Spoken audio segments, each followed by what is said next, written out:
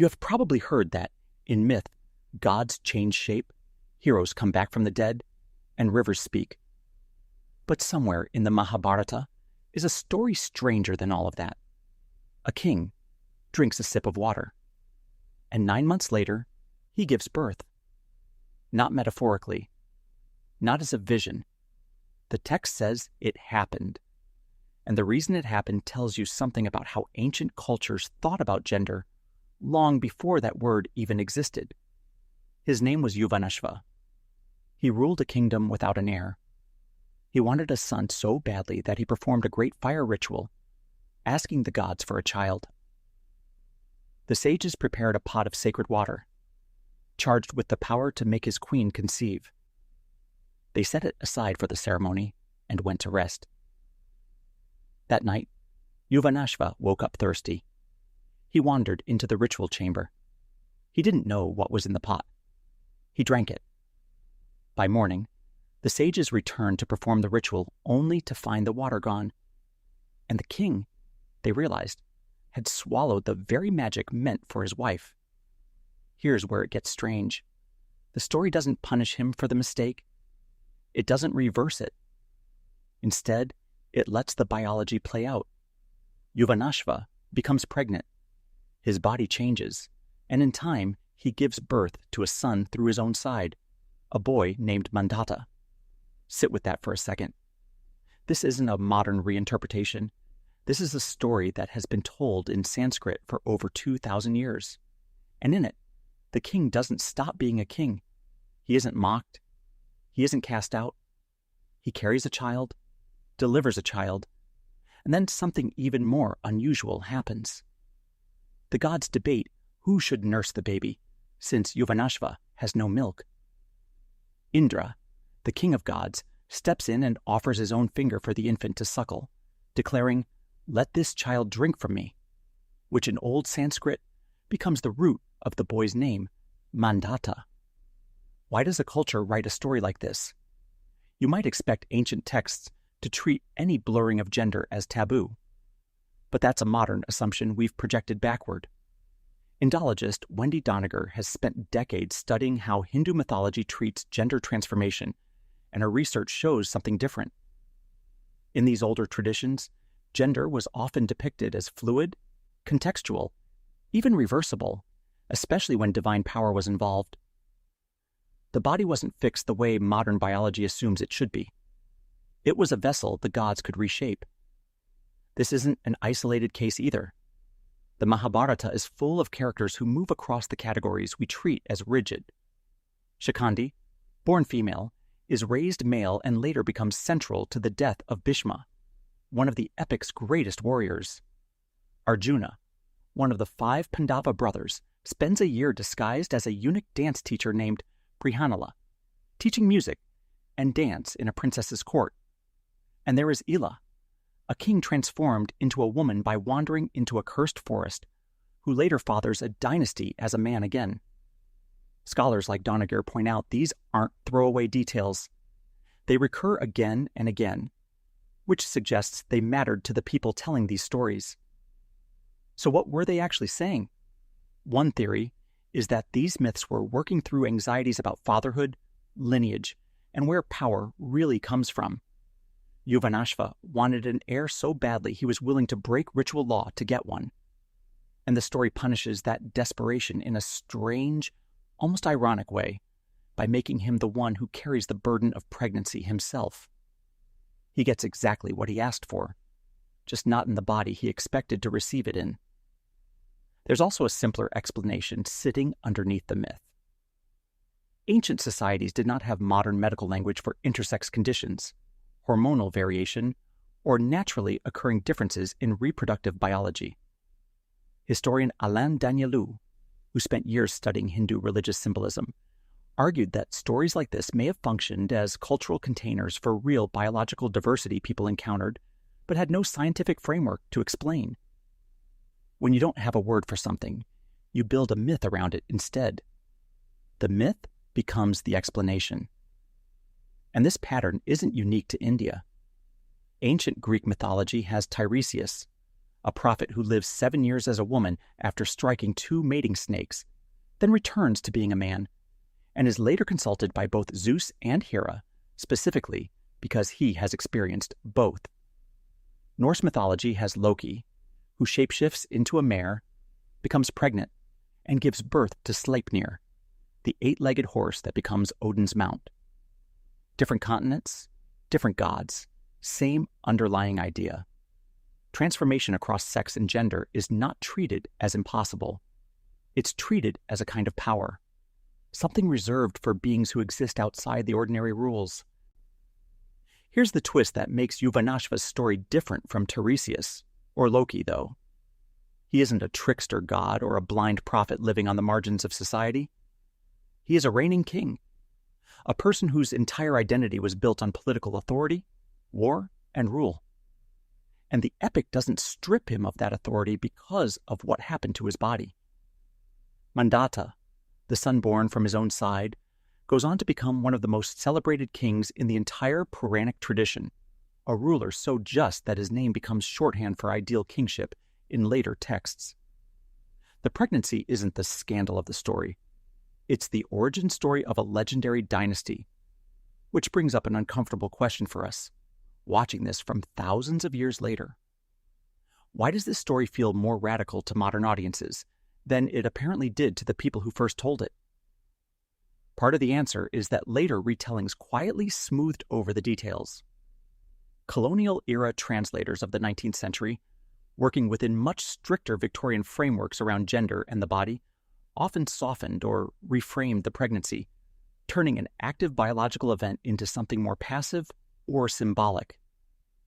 The discomfort wasn't in the original story. It was added later, by people translating it into a culture that didn't have room for it. That tells you something important. The version of traditional values people often invoke today isn't always the actual tradition.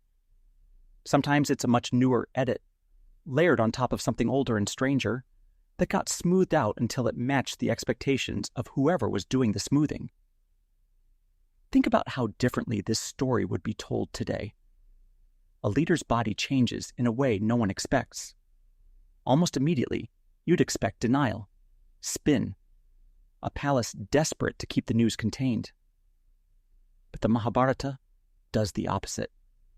It leans into the strangeness. It names the child. It has the king of the gods personally step in to solve the practical problem of feeding an infant. The text treats the entire event as a matter of destiny, not disgrace. That's worth pausing on, because destiny is doing a lot of work in this story. In the Mahabharata, transformation is rarely random.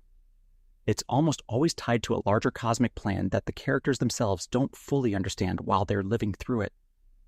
Yuvanashva didn't know the pot of water was meant for his wife. He drank it by accident, in the dark, half asleep.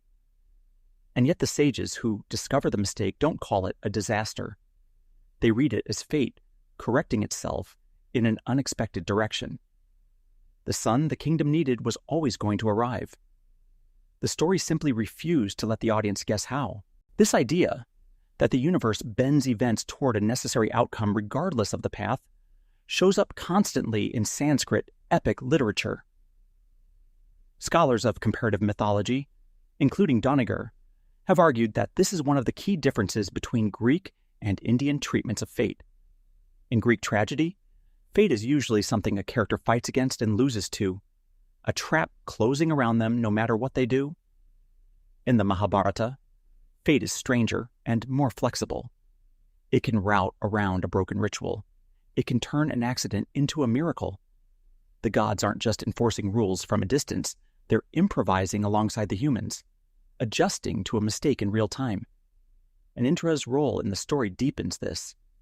He isn't a background figure who shows up out of narrative convenience. In Vedic, and later Puranic tradition, Indra is the king of the gods, associated above all with strength, storms, and sovereignty. For a figure like that to personally attend to an infant, offering his own finger so the baby has something to nurse from, is a striking image. It fuses two things that ancient audiences would have understood as opposites: the domestic nurturing act of feeding a newborn, and the martial, commanding authority of the Storm King. The child, Mandhata, is essentially marked from birth as someone who will carry both of these qualities, gentleness and power, because of how strangely he came into the world. This matters because Mandhata doesn't stay a minor character. In later Puranic texts, he becomes one of the most frequently cited examples of an ideal ruler, a king so associated with justice that his name gets used almost like a title, the way later texts might reference a legendary lawgiver. A body most modern readers would call biologically impossible produces, according to the tradition, one of its most celebrated kings. The strangeness of the birth isn't erased by his later greatness. If anything, later storytellers seem to treat the two as connected, as if the unusual origin explains why he turned out to be exceptional. Now compare that to how the modern retelling machine usually handles stories like this. By the time the British began systematically translating Sanskrit epics in the 1800s, gender in Europe had become something increasingly rigid, tied to strict Victorian ideas about the body, morality, and social order. Translators working under those assumptions were not simply carrying meaning from one language to another. They were filtering an ancient story through a completely different set of cultural expectations. Some versions began softening Yuvanashva's pregnancy into something closer to a symbolic blessing rather than a literal, physical event. Others shortened the episode almost to a footnote. The strangeness that the original audience apparently accepted without much friction became something later audiences were trained to find embarrassing. This is a pattern that shows up again and again whenever old stories pass through new gatekeepers. Historian Alain Danielou spent much of his career arguing that a huge amount of what modern audiences assume is authentic Hindu tradition is actually a 19th and 20th century reconstruction, shaped as much by reformist anxieties and colonial pressure as by the actual ancient texts. The version of the past that gets remembered isn't always the version that was originally lived and told. It's the version that survived translation, and translation is never neutral. So when you hear someone argue that a rigid, binary view of gender represents ancient, unbroken tradition, a story like Yuvanashva's is worth having in your back pocket. It doesn't prove that ancient India had a modern understanding of gender identity that would be projecting backward just as much as the Victorian translators did in the other direction. But it does prove something quieter and maybe more important. The idea that bodies, roles, and identities were always experienced as fixed and immovable simply isn't supported by the oldest layer of the tradition itself. The fixedness came later. The flexibility came first. There's a reason stories about crossing boundaries tend to survive so long, whether they come from India, Greece, or Scandinavia. They aren't really about the mechanics of the transformation. They're about what a community decides still counts as worthy of respect once the transformation happens. Tiresias is still consulted by gods after living as both a man and a woman. Loki is still one of the most powerful beings in Norse cosmology despite giving birth to Odin's horse. And Yuvanashva doesn't lose his throne. He becomes the origin point of one of the most celebrated dynasties in the entire epic tradition. You carry ideas like this around without realizing it. Somewhere in your head is a quiet assumption about what bodies can and can't do, what a king is supposed to look like, what a father is supposed to be. Most of the time, you never examine where that assumption came from. But a story like Yuvanashva's, sitting quietly in a text that's over 2,000 years old, is a reminder that the line you think is fixed has moved before. Cultures have imagined it differently. And somewhere, a king once drank from the wrong cup and became something the epic decided was still worth calling a legend.